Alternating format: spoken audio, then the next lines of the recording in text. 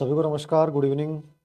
Grade third के पुराने PYQ base से सीरीज है स्पेशली, और ये हर ग्रेड के लिए उपयोगी है क्योंकि ये सभी कॉमन टॉपिक हैं और ये सभी ग्रेड में आते हैं। आज अपन समायोजन टॉपिक को कंप्लीटली डिस्कस करेंगे, इसके सभी पीवाईक्यू को एनालिसिस करेंगे और एक आइडिया लगेगा और ये पूरा टॉपिक समझ में भी आएगा। जो मैं एनालिसिस करूँ, साथ साथ में जो व्याख्या इन चीज़ों की करूँ, उन सभी बिंदुओं को थोड़ा सा आप ढंग से सुन लीजिएगा, समझ लीजिएगा, लगभग टॉपिक आपका पूरा का पूरा कवर हो जाएगा। चलिए बिना समय गवाए शुरुआत करते हैं। एक महत्वपूर्ण इंफॉर्मेशन यही है कि ग्रेड थर्ड का हम पहली बार ऑफलाइन टेस्ट राजस्थान भर के लगभग हर जिले में करवाने जा रहे हैं।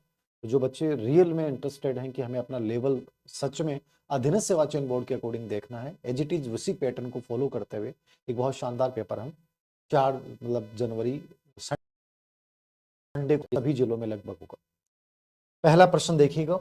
एक 8 वर्षीय बालक, ये सब अधीनस्थ सेवा चयन बोर्ड में आए हुए पर्सनल लाइब्रेरी पीटीए, ताकि एक आइडिया लग जाए आपको अधीनस्थ सेवा चयन बोर्ड का लेवल क्या है। एक 8 वर्षीय बालक अपने छोटे भाई की तरह घुटने चलता है, यह उदाहरण क्या है। 8 साल का बच्चा, अंडरलाइन कर लीजिए, छोटे भाई की तरह चलता है, घुटनों के बल चलता है। ठीक है, 8 साल का बच्चा है, मतलब घुटनों के बल नहीं चल सकता, वो आराम से चल सकता था, लेकिन वो फिर अपने छोटे भाई की तरह घुटने चलता है। तो ये उदाहरण क्या होगा? Regression, repression, rationalisation, compensation.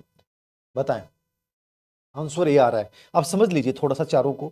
Compensation क्या होती है, क्षतिपूर्ति क्या होती है? जो मैं चीज तय करता हूं वो चीज प्राप्त नहीं कर पाता हूं, तो उसकी जगह प्रत्यक्ष रूप से मेहनत करके या अप्रत्यक्ष रूप से मेहनत करके जब कोई दूसरी चीज हासिल करता हूं तो वो कॉम्पेंसेशन होता है। रेशनलाइजेशन क्या होता है? जब मैं कोई चीज के पीछे बहाने बनाता हूं, तो बहाने बनाना, स्पेशली तार्किक बहाने बनाना, ये रेशनलाइजेशन है। रिप्रेशन क्या होता है? जब चीजों को अपन अचेतन मन में दबा देते हैं, उसे भूल जाना चाहते हैं, वो हमारा रिप्रेशन होता है। प्रतिगमन, रिग्रेशन क्या होता है? रिग्रेशन का मतलब होता है कि आप एडजस्टमेंट स्थापित करने के लिए एकदम से छोटे बच्चे बन जाओ या एकदम छोटे बच्चे की तरह व्यवहार करो। एक वृद्ध व्यक्ति वो अंगूठा चूस रहा है, समझ रहे हो? 90 साल की बुढ़िया जो है छोटी बच्चे की तरह रो रही है। ऐसा कोई भी बिहेवियर जो आपको बच्चों के समान या आप अपने से कम एज की तरह बिहेवियर करोगे, वो हमेशा युक्ति कौन सी होती है? रिग्रेशन होती है। तो ये चारों युक्तियां मेरे अकॉर्डिंग क्लियर हो जानी चाहिए। मोस्ट इंपॉर्टेंट है। प्रश्न लगभग एग्जाम्पल आता है, या जो भी मैंने प्रश्न बनाया दिन सेवा चयन बोर्ड में आए हैं, तो आपको आइडिया लग जाएगा कि समायोजन टॉपिक में से हमें क्या क्या पढ़ के जाना है। चलिए नेक्स्ट प्रश्न। निम्नलिखित में से कौन सा समायोजन का प्रत्यक्ष तरीका है? बहुत प्रश्न आते हैं पूरे एडजस्टमेंट टॉपिक पे, और सबसे इंपॉर्टेंट एडजस्टमेंट का जो पार्ट है वो यही है, समायोजन की प्रत्यक्ष विधियां और अप्रत्यक्ष विधियां। प्रत्यक्ष विधियां जो होती हैं वो डायरेक्ट हम उनका प्रयोग करते हैं, इसमें अनकॉन्शियस माइंड की जरूरत नहीं होती है। ये स्पेशली चेतन मन के द्वारा प्रयोग होती है। कौन से मन के द्वारा प्रयोग किया जाता है इनका? चेतन मन का प्रयोग किया जाता है। तो इनमें से प्रतिगमन, प्रतिगमन बी, लक्ष्यों का प्रतिस्थापन, दमन, प्रक्षेपण। ठीक है, ये तो अपने प्रक्षेपण का मतलब समझ लीजिए थोड़ा सा। प्रोजेक्शन का मतलब होता है अपनी कमी या दोष को हम जब दूसरों पे डाल देते हैं तो ये प्रोजेक्शन होता है। मैं असफल हुआ और मैंने अपने पेरेंट्स पे डाल दिया, मैं असफल हुआ मैंने किसी और चीज पे डाल दिया। अपनी कमी को दूसरों पे डाल देना, नाच ने जाने आंगन टेढ़ा।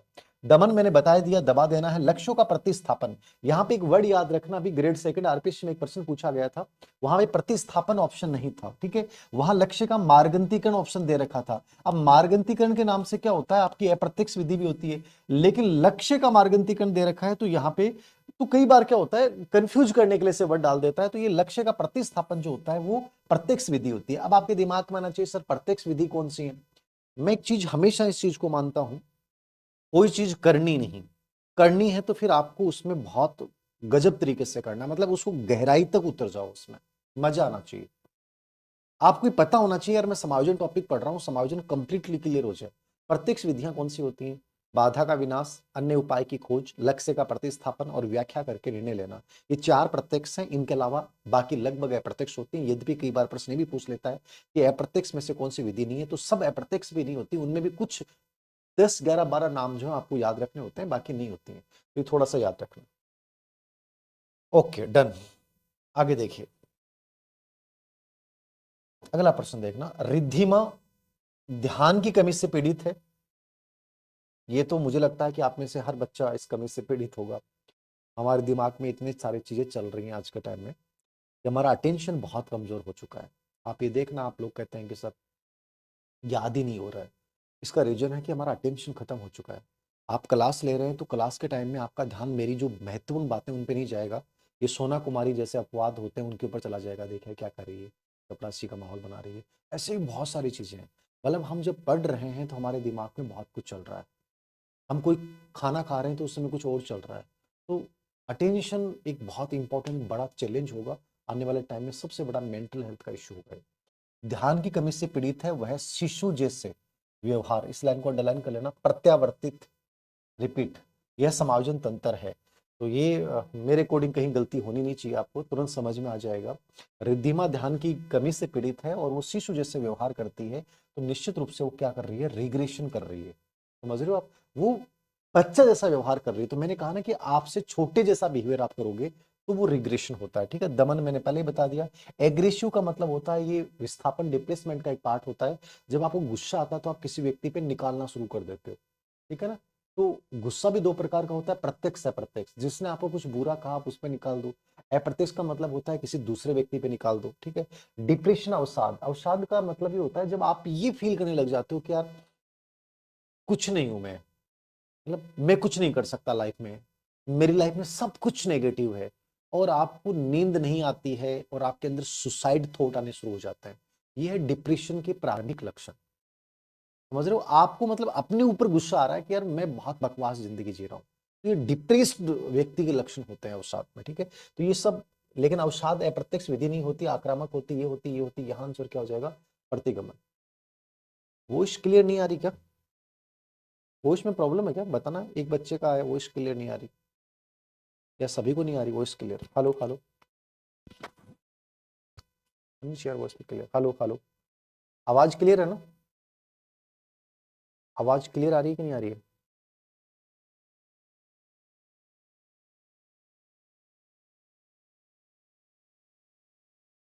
आ रही है, चलो ठीक, यस। अलग ही आ रही है, अच्छा अलग आ रही है वॉइस। हाँ सर, ये आवाज थोड़ी है, थोड़ी थोड़ी है सर।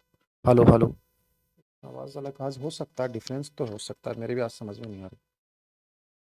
बीप बीप हो रहा है, एक सेकंड रुक जाओ, मैं इसको बंद कर देता हूँ, इसको बीप बीप वाले को। तो बीप बीप तो इस वजह से हो सकता है, अब देख लेना एक बार, सही आनी चाहिए मेरे अनुसार। Hello hello hello hello hello hello, okay, hello hello, सही आएगी शायद, ओके। चलो 4 नंबर पे,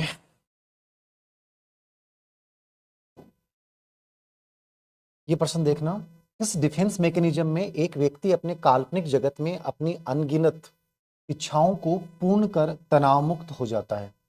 समझ रहे हो, डिफेंस मैकेनिज्म, रक्षात्मक तंत्र कौन सा है, अनगिनत इच्छाएं कौन सी होती हैं।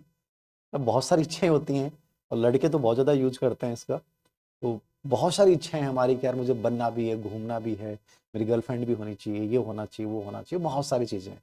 तो इसका सबसे बड़ा आसान तरीका यदि लाइफ में कोई चीज का है तो वो है फंटासी। मतलब आप 5-10 मिनट बैठ जाओ और फुलफिल कर लो।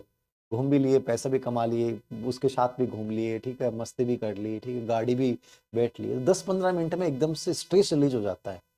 अब देखो दो चीजें हैं, ये युक्ति नुकसानदायक नहीं है। यदि आप नॉर्मली स्ट्रेस रिलीज करने के लिए इसका प्रयोग कर रहे हो तो कहीं नुकसानदेह नहीं है। मैं आपको ये पहले पहले भी मैंने कई वीडियो इस बात में जिक्र किया होगा, जब मैं आपके संघर्ष के दौर से, तो मैं खेत में जाता था, ठीक है। तो उस समय वो नहीं होते थे हमारे घर में, जैसे लेट बात वगैरह नहीं होते थे, तो खेत की तरफ हम जाते थे, जोहड़ की तरफ, ठीक है। ये ग्रेजुएशन के टाइम की बात है। तो मैं हमेशा दिवा ओपन का यूज करता था, मुझे क्रिकेट का बहुत शौक था। तो मैं सोचता था यार मैं क्रिकेट में मेरा चयन हो गया है, मैं खेल रहा हूँ, मैं बहुत अच्छा बैट्समैन, मैंने सेंचुरी लगा दी। तो मैं 10-15 मिनट उससे बहुत अच्छा फील करता था। तो यदि आपको बहुत ज्यादा अनावश्यक स्ट्रेस हो रहा ना, तो ये बहुत अच्छी तकनीक है फैंटासी, दिवा ओपन। समझ गए आप, गलत नहीं है, लेकिन आप पूरे दिन दिवा ओपन कर रहे हो तो क्या है, बहुत गलत। समझ रहे हो, पूरे दिन गलत कर रहे हो तो बहुत गलत।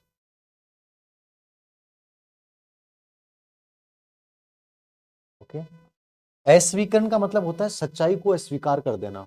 आपकी कुछ प्रॉब्लम है, आप असफल हो गए, आपकी बीमारी हो गई और आप कह दो कुछ नहीं हुआ, तीसरा प्रोजेक्शन, प्रोजेक्शन का मतलब है अपनी कमियां को दूसरों पर डाल देना, और दमन का मतलब क्या है, चीजों को दबा लेना। ओके। डिप्रेशन से बचने का तरीका बेटा आत्मचेतना, जिसने आपने आप को जान लिया ना उसके डिप्रेशन कभी नहीं होगा। इतनी सच्चाई जान लो कि जीवन एक छोटा सा है, ये आज है कल नहीं है, जो है उसको बहुत अच्छी चेतना के साथ जीना है, फिर लाइफ में कभी डिप्रेशन नहीं होगा, किसी की बातें परेशान नहीं करेंगी। जो है उसमें अपने को फुलफिल भरना है, जो है उसमें रंग भरने हैं। किसी के कह देने से और किसी असफलता की वजह से उन रंगों के कलर को, रंगों को फीका नहीं करना है। कि जिस दिन सच्चाई समझ में आ जाएगी उसने डिप्रेशन होगा ही नहीं। आवाज के साथ बीप की आवाज आ रही है, अच्छा ऐसा आ रहा है क्या? ये तो नीचे यार, आज ये पता नहीं, अब हमारे लड़के क्या है कि मिलते नहीं है, चक्कर ये हो रहा है, बड़ी प्रॉब्लम है। घर में स्टूडियो बना रखा है तो यहाँ लड़का कोई कंप्यूटर ऑपरेटर के, इनके सबके नखरे हो जाते हैं। शुरुआत में अलग भाव के साथ आते हैं, फिर धीरे धीरे अलग भाव के साथ आ जाते हैं। तो ये चीज़ मेरे को अकेले वो करनी पड़ती है, अच्छे बंदे नहीं मिलते, चक्कर ये। रमेश को अपने पारिवारिक समारोह में भाग लेना पसंद नहीं है और अपनी माता को उदासीन रखना भी नहीं चाहता, यहाँ संघर्ष है। देखो दो चीजें समझना, मुझे भाग लेना पसंद नहीं है, उदासीन भी नहीं रखना चाहता। समझ रहे हो आप? तो संघर्ष कौन सा होगा? ये भी नहीं करना चाह रहा और ये भी नहीं करना चाह रहा, मतलब दोनों ही क्या है, अवांछित हैं, दोनों ही नहीं करना चाह रहा। ठीक है, तो दोनों नहीं करना चाह रहा है तो आप कौन सा संघर्ष हो रहा है? Avoidance, avoidance. ठीक है, मतलब ये भी नहीं कर, मैं खेलना भी नहीं चाहता और मैं पढ़ना भी नहीं चाहता। तो ये समझ लेता है। पॉजिटिव पॉजिटिव क्या है, उपागम उपागम तो कब होगा? जब मैं दोनों चीजें सकारात्मक है मेरे सामने, मैं ये भी करना चाहता हूं ये भी करना चाहता हूं, लेकिन इनमें से एक समय कौन सा करूं? मैं ये भी नहीं करना चाहता, मैं ये भी नहीं करना चाहता, लेकिन कोई एक को चुनना है। ये परिहार परिहार है, उपागम परिहार, एक पॉजिटिव और एक नेगेटिव है। समझ गए? तो आंसर क्या हो जाएगा? एक परिहार परिहार। बहुत ये पिछली ग्रेड थर्ड में ऐसे प्रश्न बहुत आए थे, मतलब कॉन्फ्लिक्ट वाले। इसमें डगलस फॉलेंड की परिभाषा पढ़ जाना और बाकी चीज देख लेना, बहुत इंपॉर्टेंट। नेक्स्ट अगला प्रश्न देखना। तनाव को कम करने के लिए अचेतन मन का प्रयोग करना क्या कहलाता है? देखो डिफेंस मैकेनिज्म के ऊपर प्रश्न पूछ रहा है। पिछली बार काफी इजी प्रश्न आए थे, लेकिन इस बार इतना इजी पेपर तो नहीं आएगा। अभी लाइब्रेरियन ग्रेड थर्ड के प्रश्न भी इसमें मैंने डाले हैं, तो लाइब्रेरियन ग्रेड थर्ड में साइकोलॉजी के अच्छे आए, तो लेटेस्ट पेपर आलोक राज जी के बनने के बाद वही था। और इस बार ट्विटर पे लोग कुछ ज्यादा ही एक्टिव हो रहे हैं, आलोक राज जी को कह रहे हैं कि पेपर अच्छा बनाओ अच्छा बनाओ। तो कोई बड़ी बात नहीं है, ग्रेड थर्ड का पेपर एक अच्छा मॉडरेट पेपर आपके सामने आ सकता है। तो अपनी मेंटल सिचुएशन वैसी रखनी है कि मॉडरेट पेपर आ जाता है तो हमें घबराना नहीं है, आराम से पेपर की स्थिति के अकॉर्डिंग आंसर देना है। ईएमआरएस वाला पेपर मेरे पास आज भेजा है बच्चे ने, मैं कल देख के आपको बताऊंगा। रक्षात्मक युक्तियां बोला जाएगा इनको, क्या बोला जाएगा? रक्षात्मक युक्तियां। अनकॉन्शियस माइंड से जो भी उनका प्रयोग जो किया था वो किसने किया था? फ्राइड ने किया था। किसने किया था? फ्राइड ने। ठीक है, ये प्रत्यक्ष विधि होगी, अटेंशन प्राप्ति कोई विधि नहीं होती, लक्ष्य का विश्लेषण जो है वो प्रत्यक्ष विधि होती है।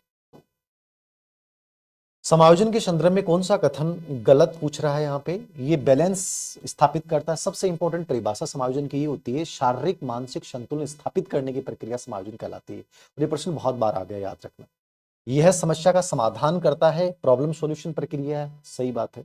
यह निरंतर चलने वाली प्रक्रिया, जो कई बार होता है प्रश्न पढ़ने के समय अपनी गलती क्या करते हैं, वो गलती ये करते हैं, निरंतर चलने वाली प्रक्रिया है लेकिन आपने नहीं पढ़ा, इसमें क्या लिख रखा है? नहीं है। जबकि समायोजन क्या है? डायनेमिक प्रोसेस है, गत्यात्मक है, लगातार बदलता रहता है। मानसिक स्वास्थ्य और समायोजन दोनों गत्यात्मक होते हैं, वक्त के साथ बदल जाते हैं। समायोजन की अनुपस्थिति में व्यक्ति तनाव, संघर्ष और चिंताओं से घिरा रहता है। निश्चित रूप से यदि आपका एडजस्टमेंट नहीं है तो आप में तनाव भी रहेगा, एंजाइटी भी रहेगी, चिंता भी रहेगी, ये सब रहेगी, कुसमायोजन के लक्षण है। अब समायोजन की प्रकृति के ऊपर कॉमनली बात याद रखना, निरंतर चलने वाली प्रक्रिया है, गत्यात्मक प्रक्रिया है, संतुलन स्थापित करने की प्रक्रिया है, वातावरण और मतलब वातावरण और विचार दोनों में ये परिवर्तन करने वाली प्रक्रिया है। इसका अंतिम लक्ष्य आत्म प्रत्यक्षीकरण है। ये अंतर्व्यक्तिक भी हो सकती है और अंतर्व्यक्तिक भी हो सकती है। इसमें व्यक्ति तनाव, चिंता, इनसे भगनाशा, कुंठा, द्वंद्व, इनसे मुक्त होता है यदि समायोजित हो। कुसमायोजित हो तो ये सब चीजें आपके लाइफ में क्या होती हैं? आ जाती हैं। तो ये एक प्रकार से इसकी कुछ बेसिक विशेषताएं वो सब याद रखना। तो यहाँ पे सी ऑप्शन गलत है। एक ये इंफॉर्मेशन। अगला प्रश्न देखना, तनाव कम करने की प्रत्यक्ष विधि कौन सी है? देखिएगा, शोधन सब्लिमेशन ये अप्रत्यक्ष है, पृथकीकरण अप्रत्यक्ष है, प्रत्यावर्तन अप्रत्यक्ष है, बाधा का विनाश प्रत्यक्ष है। बाधा का विनाश का मतलब होता है कि मान लीजिए आपके सामने कोई चीज आ गई, मैं कई बार होता है ना, अपन चीज इतनी बड़ी होती नहीं है, हम उससे पहले परेशान हो जाते, जल्दी परेशान हो जाते हैं। तो मुझे भी आइडिया नहीं होता भाई करना तो। अगला प्रश्न देखना, समायोजित व्यक्ति का लक्षण है संतुलित बैलेंसिंग होगा, असंतुष्ट होगा, दुखी होगा, शीघ्र क्रोधित होने वाला होगा। ये तीन तो एक जैसे लग रहे हैं, तो आप तुरंत पहचान जाओगे कि नेगेटिव पॉइंट कौन सा है, पॉजिटिव पॉइंट कौन सा है। बैलेंसिंग, बैलेंसिंग होना एक बहुत बड़ा चैलेंज है। बैलेंसिंग समझ रहे हो, हर परिस्थिति में अपने आप को बनाए रखना, संतुलन बनाए रखना, जैसी सिचुएशन है उसके अकॉर्डिंग ढाल लेना, ये बैलेंस है। और जिसका बैलेंस बहुत अच्छा ना लाइफ में, वो हर जगह ऊंचा है। महात्मा बुद्ध की पूरी एजुकेशन बैलेंस पे बेस है, मध्यम मार्ग पे बेस है। तो बैलेंस, सच में बैलेंस रखना चीजों में। कई बार आप कहते हैं सर प्यार करना चाहिए कि नहीं करना चाहिए, ये चीज करनी चाहिए कि नहीं करनी चाहिए। मैं कभी नहीं मानता कि सोशल मीडिया बहुत नुकसानदायक है, लेकिन सोशल मीडिया और पढ़ाई में बैलेंस बनाओ। मैं नहीं कहता कि प्यार मत कीजिए, 100% प्यार करो आप, यदि आपको मिल रहा है तो, लेकिन वो प्यार कभी आपके कैरियर से ऊपर नहीं होना चाहिए। मैंने एक मूवी देखी थी अभी, तेरे इश्क में, बहुत अच्छी मूवी है धनुष की, साउथ इंडिया वालों की, वो वैसे अच्छी मूवी बनाते हैं। उस मूवी का बहुत अच्छा मैसेज है कि लाइफ में यार किसी एक चीज को इतना मत चाहो कि आपकी दूसरी चीज खत्म हो जाए, क्योंकि लोग वैल्यू जो है ना वो आपकी इस लेवल को करते हैं। तो बैलेंस बनाना बहुत जरूरी है। जिसकी लाइफ बैलेंसिंग है, कैरियर, प्यार, इन सब में यदि आपने बैलेंस बनाया तो कुछ भी गलत नहीं है। यदि अनबैलेंस हो गए, आपने प्यार को बहुत बड़ा बना दिया, पढ़ाई को छोड़ दिया, कोई रिश्ते को इतना बड़ा बना दिया कि वो दूसरी चीज छोटी होगी, तो लाइफ में प्रॉब्लम्स आनी शुरू होते हैं। तो जिंदगी हमेशा एक संतुलित जीवन जिए। हर समय पॉजिटिव रहने का तरीका भी मैंने बताया है कि अपने ऊपर विश्वास रखना सबसे बड़ा तरीका है। एक कमजोर बालक जो कि पढ़ाई में कमजोर है कि क्षतिपूर्ति खेलों में कर सकता है, किस प्रकार की क्षतिपूर्ति कहलाएगी? अच्छा प्रश्न है, देख लेना। प्रत्यक्ष क्षतिपूर्ति का मतलब होता है कि मुझे सर गणित नहीं आ रही, लेवल फर्स्ट का विद्यार्थी हूं, तो मैं ये काम करता हूं कि 1 महीना बचा है, मैं खूब मेहनत करूं मैथमेटिक्स में, और उसी में जो टॉपिक नहीं आ रहे थे मैं उन्हीं में मेहनत करके नंबर ले आऊं। ये तो हो गया डायरेक्ट कॉम्पेंसेशन। अतिरिक्त क्षतिपूर्ति क्या होती है? मतलब एक प्रकार से शब्दों का जाल है। मतलब आप एक चीजों पे अनावश्यक ऊर्जा खर्च कर रहे हो, बुरी तरह मेहनत कर रहे हो, ये अतिरिक्त क्षतिपूर्ति होती है। ये अप्रत्यक्ष विधि होती नहीं है। प्रतिस्थापन होता है सब्स्टिट्यूट, ये अप्रत्यक्ष विधि होती है क्षतिपूर्ति की। ये बड़ी इंपॉर्टेंट है, इससे बहुत प्रश्न आता है। मतलब मैं ये चीज नहीं कर पाया तो कोई बात नहीं, उसे छोटा काम कर लेता हूं, ये होती है प्रतिस्थापन। तो कमजोर बालक पढ़ाई में कमजोर है, क्षतिपूर्ति खेल, पढ़ाई नहीं कर पाता कोई बात नहीं, मैं अच्छा प्लेयर बन जाता हूं। तो ये उसने क्या किया? प्रतिस्थापन किया। ये बहुत आ रहा है आजकल प्रश्न। न्यूरोटिक क्षतिपूर्ति ये मानसिक क्रियाओं से रिलेवेंट होती है। तो यहां पे आंसर क्या होगा? सी, प्रतिस्थापन।